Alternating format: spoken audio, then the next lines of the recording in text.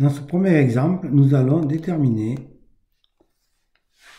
la façon de gérer ou de regarder les différentes techniques de mise en forme conditionnelle. La première chose qu'on va faire, on va sélectionner nos produits qui sont ici, de B4 à B13, et nous allons vérifier quels sont les différents doublons. Pour cela, nous allons afficher les doublons en fond bleu avec des fontes jaunes. Donc pour cela, nous allons aller dans mise en forme conditionnelle, règle de mise en forme, la première ligne, et nous allons aller jusqu'à valeur en double. Là, par défaut, il nous le met en rose. Nous, ça ne nous intéresse pas. On va aller dans le petit flèche qui est ici et nous allons choisir format personnalisé. Et là, la police, nous allons la mettre en jaune. Donc, on va sélectionner jaune ici, comme ceci. Le remplissage en bleu foncé. Et nous allons faire OK. On s'aperçoit qu'une fois qu'on a fait ça, il affiche automatiquement les doublons qui apparaissent. Maintenant, le deuxième exemple, on va ici sur les quantités, les différentes quantités. On va afficher un rond bleu pour les quantités supérieures à 50 et un triangle orange pour les quantités inférieures à 50. Donc pour cela, c'est pareil. Hein. Nous sélectionnons mise en forme conditionnelle et là, on va aller sur nouvelle règle. Nouvelle règle, on va sélectionner la première ligne, mise en forme. Et dans le style de mise en forme, ici, nous allons sélectionner jeu d'icônes. Donc par défaut, nous avons les 3 points qui apparaissent, mais ce n'est pas gênant, on va pouvoir les changer. Nous pourrons changer d'icône comme vous voulez, pour avoir des flèches, pas des flèches, peu importe. Nous, on va rester sur nos ronds pour cet exemple. Le orange, on va le modifier, on va le mettre en triangle, comme ceci. Et ici, on va mettre ici, on va sélectionner le type de valeur. Là, par exemple, nous sommes en pourcentage, on voit bien qu'ici, nous avons des valeurs numériques, entières. Donc, on va choisir nombre. Idem pour la deuxième ligne, on va faire nombre. Et sur la valeur égale ou supérieure, nous allons mettre 50.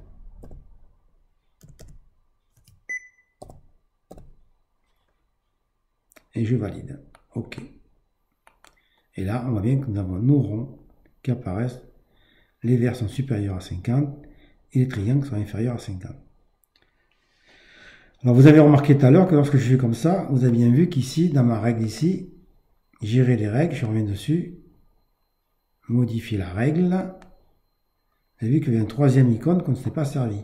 Pourquoi? Parce que comme ici on est à 0, celui-ci n'a pas dû d'être. Si en revanche j'avais mis ici 10, ou 10 il n'existe pas, 10 peut-être on va mettre 20, 20, et je fais OK, je valide, et là vous apercevez que le troisième est arrivé parce qu'on avait une valeur qui était inférieure à 20. Donc on peut gérer facilement différents aspects. Hein. Là il suffit que je sélectionne qu'une cellule, je fais mise en forme et je fais gérer les règles, modifier la règle et la place des icônes.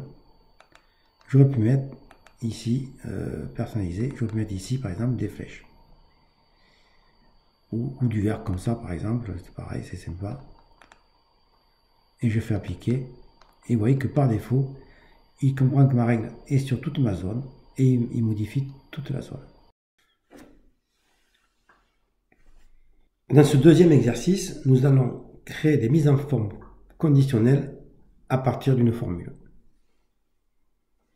Dans un premier temps, nous allons sélectionner les données que nous voulons traiter. Je clique sur mise en forme conditionnelle et je vais créer une nouvelle règle. Je choisis utiliser une formule pour déterminer quel style de format sera appliqué directement. Je clique ici, c'est la dernière ligne.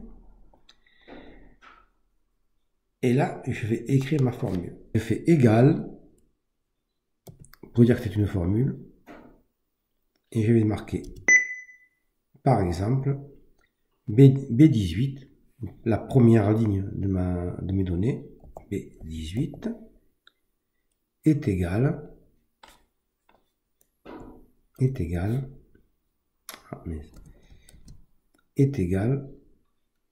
j'ouvre un guillemet, et je vais marquer coupe, pour tester. Je vais choisir une mise en forme. On va mettre un vert clair. Et je valide. On voit qu'à l'aide de la formule, il a directement travaillé sur mes données et il a affiché un vert coupe que l'on a choisi. Donc la formule, là c'est une formule simple, mais nous pouvons compliquer la formule en disant que je voudrais qu'il retrouve coupe dans mes produits et une quantité supérieure à 50. Donc vous voyez qu'ici vous avez coupe avec 200 et 20, donc il devra afficher que cette donnée-là. Donc pour cela, la première chose à faire, c'est de choisir toujours mes données. Mise en forme conditionnelle, je vais effacer les règles des cellules sélectionnées. Donc je vais effacer ici pour avoir des règles propres. Et je reviens dans mise en forme conditionnelle, nouvelle règle, utiliser une formule. Et là, je vais écrire une nouvelle formule. Ce qu'il faut savoir, c'est que nous allons traiter deux conditions. Et pour traiter deux conditions, il va falloir que le produit corresponde à coupe et que la quantité soit supérieure à 50. Pour cela, il y a une règle, il y a une formule dans Excel qui est la formule et. Je valide la première et je valide la deuxième. Donc, j'écris et, je mets une parenthèse et je vais dire, par exemple, que, toujours pareil, B18 égale, on va faire coupe, pareil, hein, c'est pas grave, on verra après que ça va faire autre chose. Coupe. Bien faire attention que on est la bonne orthographe, ça ne fonctionne pas. Et pour donner la deuxième condition, on va mettre point virgule pour délimiter les champs. Point virgule, et je mets C18 égale, on va faire égal, supérieur à 50. Et je ferme ma parenthèse. Donc là, j'ai bien mes deux valeurs qui sont là, la première ici et la première ici. La deuxième. Je valide, je vais mettre en bleu pour me dire que c'est une nouvelle forme donnée, et je fais OK. Et je valide. Et là, on s'aperçoit, il a bien fait coupe pour des valeurs supérieures de 100. Il n'a pas sélectionné celui-ci. Vous allez me dire, c'est bien, mais c'est un peu compliqué si je veux jardinière, cascade et ainsi de suite.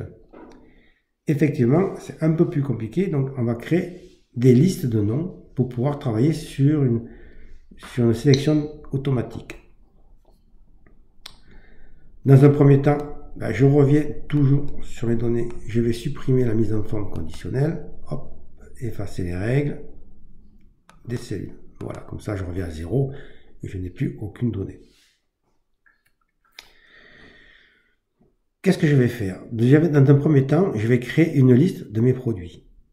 Soit je les tape manuellement, possible, ou soit je les sélectionne, comme ceci. Je fais un CTRL-C et je me positionne ici, par exemple, et je fais un CTRL-V. J'ai bien la même donnée.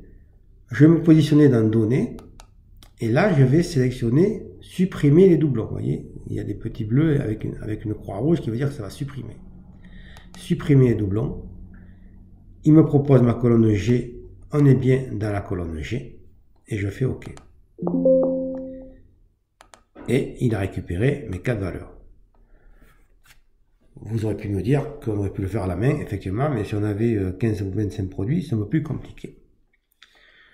Une fois que j'ai fait ça, je vais maintenant nommer ma liste pour m'en servir. Alors, comment on peut nommer une liste? Je la sélectionne, je me positionne au niveau de la zone de nom ici, qui est ici, là, où il y a G18 par exemple. Je sélectionne, je supprime G18 et j'écris produit. Et je fais Enter. Vous voyez bien que maintenant, produit est affiché et que c'est bien sélectionné. Je peux faire un test. Je sélectionne maintenant mon petit flèche ici et j'ai bien produit. Si je sélectionne produit, il affiche bien ma zone choisie. Donc ça, on va le garder en mémoire, on n'en a plus besoin. Et je vais venir ici, je vais marquer ici produit, pour être plus clair.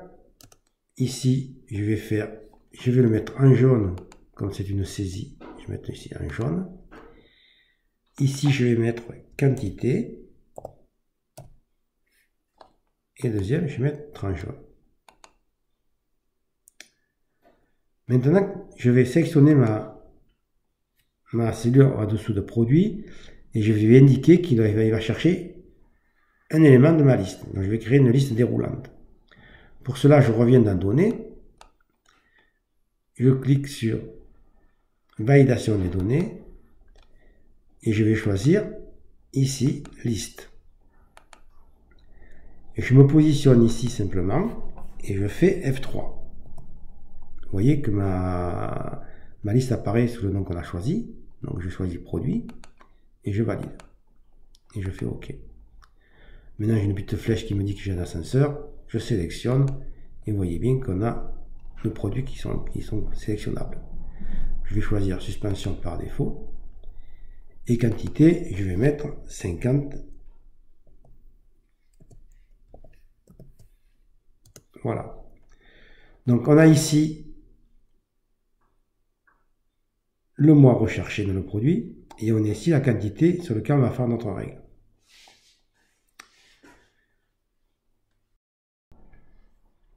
Nous allons maintenant sélectionner produit. Toujours pareil, hein, même principe. Je vais écrire ma nouvelle règle. Je sélectionne nouvelle règle. Je sélectionne utiliser une formule pour déterminer quel format sera appliqué. Et là, je vais écrire ma règle. Donc, nous avons une règle avec deux conditions. Le produit doit vérifier ses suspensions, le mot suspension dans la donne, et il doit vérifier la quantité supérieure à 50. Donc, dans Excel, pour vérifier deux conditions, on utilise la formule et, c'est-à-dire qu'on fait une condition est validée et la deuxième est validée. Si l'une des conditions n'est pas validée, à ce moment, il n'affiche rien. Nous allons écrire notre règle. Donc, on commence par égal et la formule est, qui signifie mes deux conditions. J'ouvre une parenthèse et je vais marquer B18. Je prends toujours la première ligne qui m'intéresse comme valeur. Égal, je vais chercher ma cellule de suspension. Vous voyez, par défaut, il affiche. Point virgule pour délimiter mes deux conditions. C18 supérieur à ma cellule E21. Pareil, il me fiche ma cellule pour pas qu'elle se propage. Je ferme ma parenthèse et je vais dans Format et je vais sélectionner une autre couleur et je fais OK. Je valide. Et là, il a bien travaillé, il a bien sélectionné suspension qui est supérieure à 50 et suspension qui est supérieure à 100. Si maintenant, ici, j'avais choisi 30, par exemple, il m'affiche le troisième suspension. Si je change de produit, jardinière, il va m'afficher jardinière qui est ici. Il ne m'a pas affiché 30 parce qu'on a dit que c'était supérieur à 30. Si j'avais voulu afficher également 30, il aurait fallu que je mette dans ma formule supérieur ou égal. Donc on va le faire de suite et on va se mettre sur ma mise en forme conditionnelle. On va se mettre, là on se met n'importe où parce qu'il va travailler sur tout. On va faire gérer la règle, on va faire gérer les règles. Et je vais modifier ma règle. Et derrière le supérieur, je vais mettre égal. Et je valide. Je peux faire appliquer pour vérifier si ça fonctionne. Ça fonctionne. Je peux faire OK. Donc là, il a bien vérifié que c'était supérieur ou égal à 30, puisqu'on a mis un égal.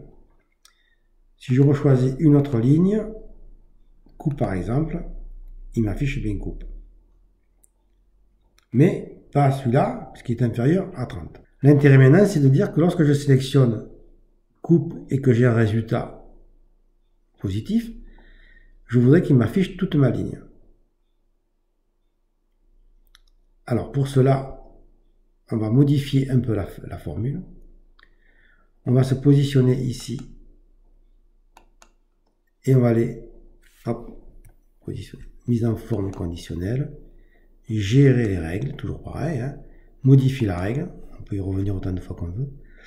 Et là, nous allons figer la colonne, c'est-à-dire que nous allons figer la colonne B et la colonne C pour pas qu'elle se propage si on va modifier les formats.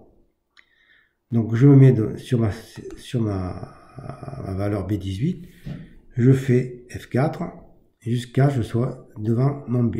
Voilà, je fais 2 fois normalement, ou 3 fois, ça va suffire. Je fais pareil pour la même chose qui est ici.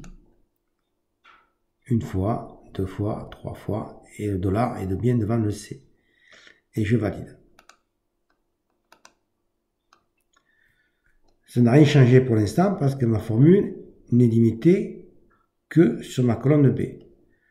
Donc je vais prendre, je la sélectionne, je prends mon petit pinceau et je vais sélectionner toutes mes données.